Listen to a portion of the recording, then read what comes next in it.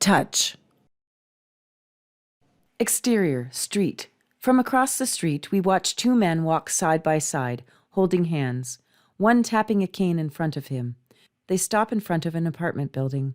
The man without a cane pulls out his keys, unlocks the door, and they enter. Smash to total blackness. The sounds of a building's door opening. Then footsteps upstairs. A series of braille dots appear on the screen. Slowly, the dots transform into the word touch.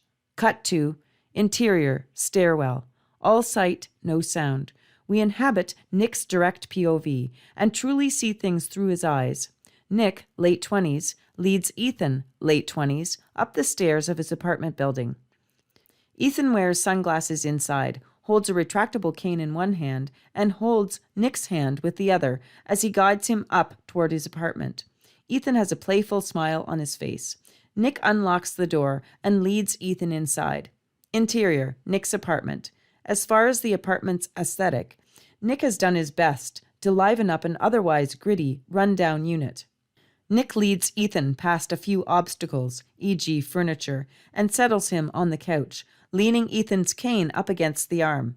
He seems content enough. Then Nick places his hand on Ethan's shoulder as if instructing him to stay, and moves toward the kitchen.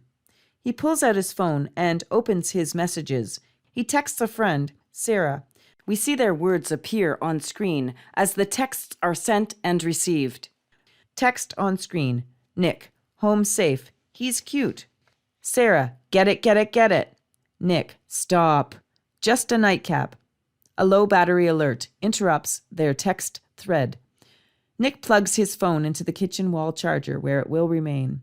Opening a cabinet, Nick finds a bottle of whiskey and pours a glass. As he walks back toward the couch, he passes a mirror on the wall, taking a moment to instinctively fix his hair. Glancing back toward the couch, he sees his cane, leaning against it. Of course, he's blind. Nick playfully shakes his head at his own vain and clearly unnecessary instinct. He returns with the glass of whiskey, pressing it into Ethan's hand. Their fingers linger over each other for a second. After a moment, he takes off his glasses and puts them in his pocket. Ethan's sightless eyes revealed, Nick looks into them until we smash to blackness. All sound, no sight. Oh, thanks. There's hesitation in his voice. We hear him sniff the drink, then take a sip. Whiskey, nice. After a moment, he speaks again, almost to himself, just as hesitant. Shit, where do I put this down? There's a beat, then the sound of the glass being placed on the coffee table beside the couch. Oh, thanks for that. I didn't hear a coaster under that glass. We hear Nick's hand on Ethan's arm. Oh, your hand's cold.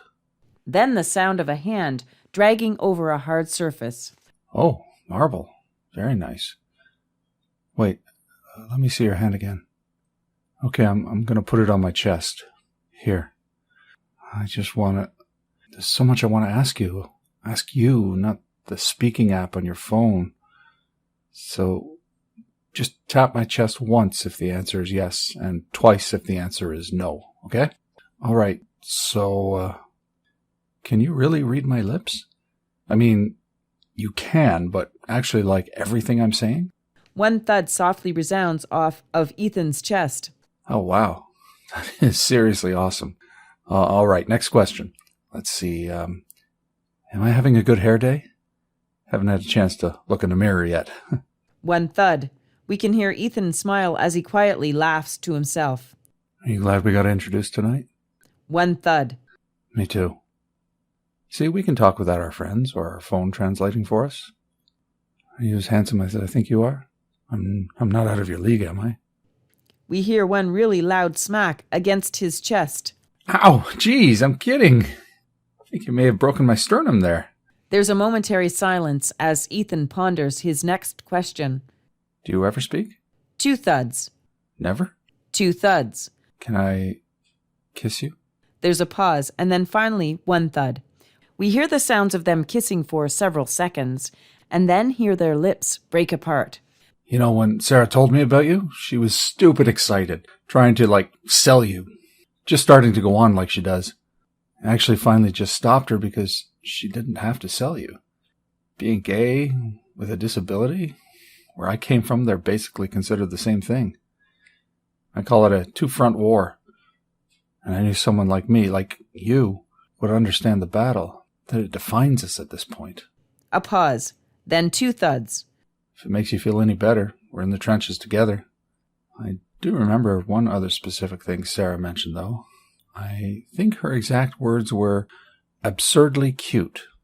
Sounds of their kiss for a bit longer. Do you mind if I put on some music? Is that okay, or... 1 thud. Cool. Phone, play recently added. As the song starts to play, we smash back to all sight, no sound. Upright on the couch, Ethan starts to nod his head to the tune before he begins kissing Nick's neck.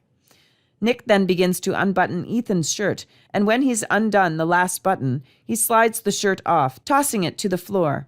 Ethan's hands travel up Nick's own shirt, and before long, it's being slipped over his head and discarded as well. As they kiss and lie down, it seems as if all will progress predictably. Then Ethan starts to unbutton Nick's pants. As much fun as this has been, Nick doesn't want it to go further than this. He works his hands downward as if to guide Ethan away, but instead Ethan takes Nick's hands and presses them against his waist. It's not a shockingly aggressive move, just more as if he's eager to take his pants off himself rather than have Nick do it for him. He undoes the remaining buttons, pulls Nick's jeans down his legs. At this point, Nick is on the verge of being uncomfortable, but not panicked. He's smaller than Ethan, and not as energetic either. He taps Ethan's chest twice to signal no, and waits a moment, then does it again. But Ethan's not listening for this gesture in the heat of the moment, or maybe doesn't want to hear it. Ethan presses Nick's hands against his chest and drags them downward as he grows more and more enthralled with him. Smash 2, no sight, all sound. The music has grown louder and more intense. Do you want to go to the bedroom? The sound of 2 chest taps, slightly harder than we've heard them before. All right, I don't mind the couch. From this perspective, it could sound consensual. As the music and the sounds of their bodies against each other escalate, we smash to all sight, no sound. Nick is panicked now. Ethan has pinned his hands against his body weight holding him down, and the back of the couch isn't helping his mobility either. Desperately, Nick looks over at the glass of whiskey sitting on the edge of the coffee table beside him. This could be his salvation, the crash that signals him to stop. With effort, Nick manages to get his leg out from under Ethan. He stretches his leg outward toward the glass, toes just barely grazing it. As he strains and points his foot, he finally makes contact. The glass tumbles off the edge of the table. To his horror, it clunks soundlessly onto the carpet below, whiskey spilling, but glass intact. His hopes are dashed. As he looks back over at Ethan, the situation is at its most desperate. Smash 2. As she looks back over at Ethan, the situation is at its most desperate. Smash 2. No sight, all sound. Between the music and the noises, the scene from Ethan's point of view still seems like it could be a consensual situation that is about to consummate. As the song dies out, he speaks. Is that okay? Is that good for you? For the first time, we hear something that sounds like desperate thrashing, followed by a shocking syllable. No. The deaf intonation of his voice is loud and immediately shocking to both the viewer and to Ethan. No. Nick, relax. What's going on? No. What's the matter? No. His sobs grow quieter and quieter and quieter until fading to total silence.